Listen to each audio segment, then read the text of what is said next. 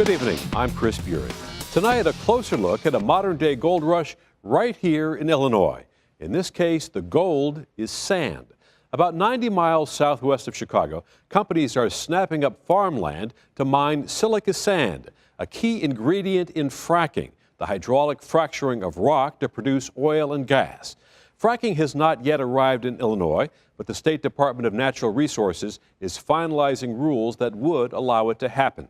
Meanwhile, critics say the rush to dig up tons of sand is posing risks to health and to the environment.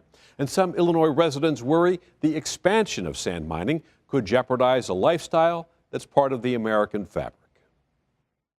This home was my grandfather's. 58-year-old Rick Coleman has lived on this farm north of Utica, Illinois for most of his life. His family has farmed the same land since the 1800s. We're devastated that we're going to possibly lose our home or have to move. The wide open spaces of LaSalle County have turned into a battlefield, pitting farmers such as Coleman against sand mine companies. The sand underneath these farm fields is suddenly worth far more than the 20 or 30 feet of dirt above it. Last year, the owners of a proposed sand mine next to Coleman's farm offered to buy him out. His answer was a firm no. I don't want to sell the family farm, my home, my legacy, and move away to an apartment in some town somewhere that I have to live in. So you can make $2 billion off of the sand on that property. And I says, I'm going to fight you. So that's what I'm doing. Just a couple of miles down the road lives Larry Flynn, who farms 160 acres right next to a recently built sand mine. You know, some of them blasts, they rumble pretty good. The house shakes and the dogs take off running, you know. Flynn's farm has been in his family for more than 100 years. But now with the sand mine right next door and another one being planned across the road, he doesn't think agriculture stands much of a chance anymore in the Utica area. They say they reclaim it, but you get up on an airplane around here, you don't see none of them reclaimed. You know, just a hole in the ground. And so we did board a small airplane with pilot and local business owner Norb Dudek as our guide. Hey, we're ready to go. From the air, the landscape in the Utica area is pockmarked with sand mines, many of them abandoned years ago, some currently in operation.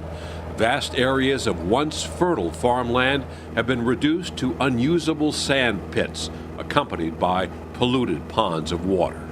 There is no place for tourism, you know, to expand for tourism with hotels, whatever, businesses. When you get off of Route 80 coming into Utica, the first thing you pass is an asphalt plant. If you're coming in off of 80, it's never stopped the tourists from coming in. Gloria Alvarado is the mayor of North Utica. She and the village board voted in favor of sand mine expansion, despite a unanimous vote against it by the Utica Planning Commission. Well, I'm a supporter of economic development, and the sand mines are bringing good-paying jobs to the area. Nearby Starved Rock State Park draws about 2 million visitors a year. Many local businesses in Utica's tiny downtown depend heavily on tourism. A few business owners told us they're concerned that more mining will kill tourism, but nobody wanted to go on camera to talk about it. Besides tourism, sand mining has been the major industry for more than a century. This small town of about 1,300 people sits on top of a massive sandstone formation called St. Peter. It stretches from Arkansas to Minnesota. This formation produces silica sand used to make windshields, bathroom fixtures, and other glassware. We have now moved more predominantly into sand used as proppants in hydraulic fracturing.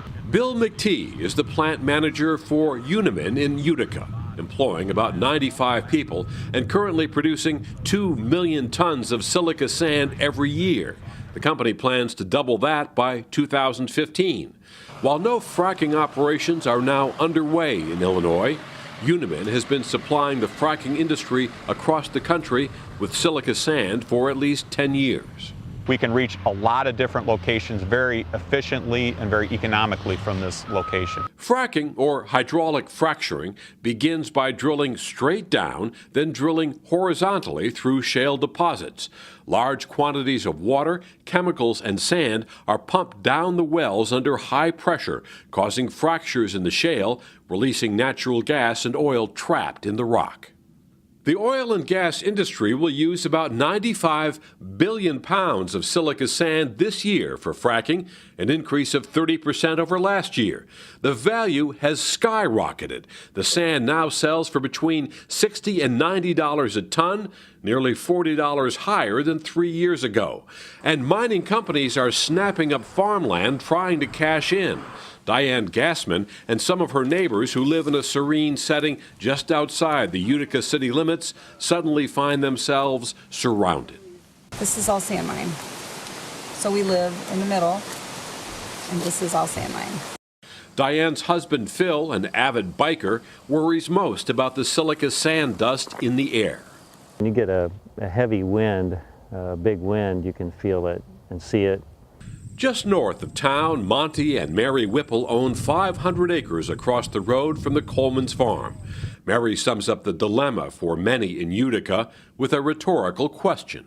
Do you want us to continue to be the #1 producer and exporter of agriculture products, or are you looking for LaSalle County to become the sand capital of Illinois?